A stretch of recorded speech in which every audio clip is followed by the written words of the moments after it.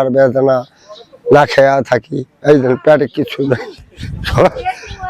খুবই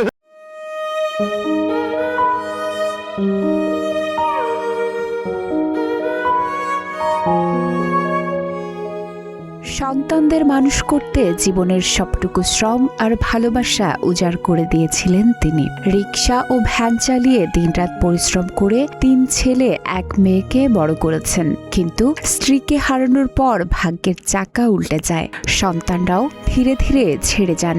ষাটোর্ধ্ব লুৎফর রহমানের ঠিকানা এখন রাস্তার পাশে পলিথিন ও খড়কুটো দিয়ে তৈরি একটি ঝুপড়ি ঘর। বৃষ্টি বাদলের সময় ঘর ভিজে যাচ্ছে, ভেঙে যাচ্ছে, তারপর উনি অনাহারে দিন কাটাচ্ছে খেয়ে না খেয়ে। সে রাত্রে 12টা-1টা পর্যন্ত এখানে রান্না করে, আবার খায়। বিভিন্ন জায়গা থেকে পানি, খড়ি, আবার বিভিন্ন খাবার এনে সে সংগ্রহ করে সেগুলো খাচ্ছে। তাকে দেখার কোনো লোক নেই।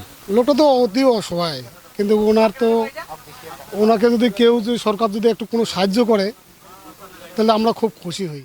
লুৎফর রহমান মূলত নীলফামারী সদর উপজেলার কুন্দুপুকুর ইউনিয়নের 12ঘরিয়া গ্রামের বাসিন্দা। তবে নটখানা এলাকার একটি বাউন্ডারি ওয়ালের পাশে পরিত্যক্ত ব্যানার, বাঁশ, পলিথিন ও খড়কুটো দিয়ে তৈরি ঝুপড়িতেই গত 1 বছর ধরে বাস করছেন তিনি।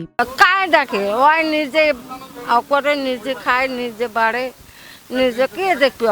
একটা বেটা আছে, আইছে কি না আইছে কওয়া পারো না। কেউ যদি যায় ওনাকে তা খায়, আর কেউ যদি না খায়, এটা এই যে দেখেন তাম্বু টাঙ্গি এখানে আসে, তাম্বুর ভিতরে থাকে, ঝড় বৃষ্টি কিছু নেই, সে সম্পূর্ণ ওর বুদ্ধি মাথার বুদ্ধি চলে যায়। এনার দেখার মতো যদি সরকার থেকে কেউ যদি সাহায্য করতো তাহলে সে ছাই পাইতে থাকতো।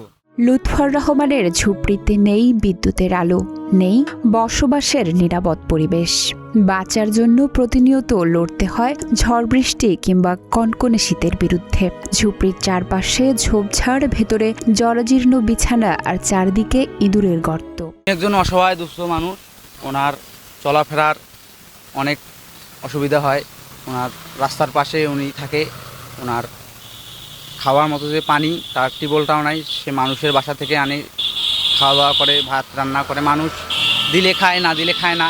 ডোমার মহাসড়কের পাশে ঝুপড়ি ঘরে কিন্তু এই চাচা দীর্ঘ 1 বছর থেকে আমরা এখানে দেখি। উনি আগে রিক্সা চালাইতো, আর বর্তমানে ওনার 3 ছেলে কিন্তু ঢাকায় থাকে। তারা কি করে জানে না, এবং তাদের যে ছেলে মেয়ে আছে তারা কোনো খোঁজ খবর নেয় না। বিভিন্ন সময় বিভিন্ন বাড়িতে এবং বিভিন্ন মানুষের কাছে হাত পেতে কিন্তু তিনি জীবন নির্বাহ করে এবং খুব অসহায়। আমরা চাই সরকার এবং যারা বিত্তশালী আছে তারা যেন তাকে সহযোগিতা করে, তাহলে তার জীবনমান উন্নয়ন হবে। স্থানীয়রা বলছেন, একসময় কঠোর পরিশ্রম করেই সংসার চালাতেন ভূমিহীন লুৎফর রহমান। সরকারি জমিতে বসবাস করতেন পরিবার নিয়ে।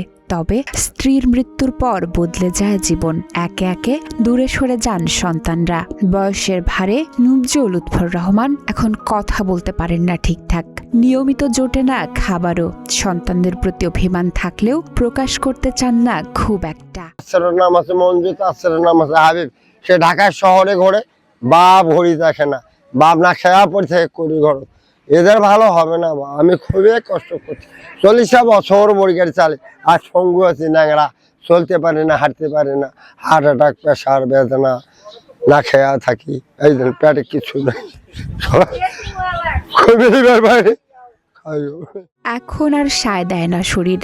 খাবারের খোঁজেও বের হতে পারেন না ঠিকঠাক। তবুও দুবেলা দুমুঠো খেয়ে বাঁচতে চান লুৎফর।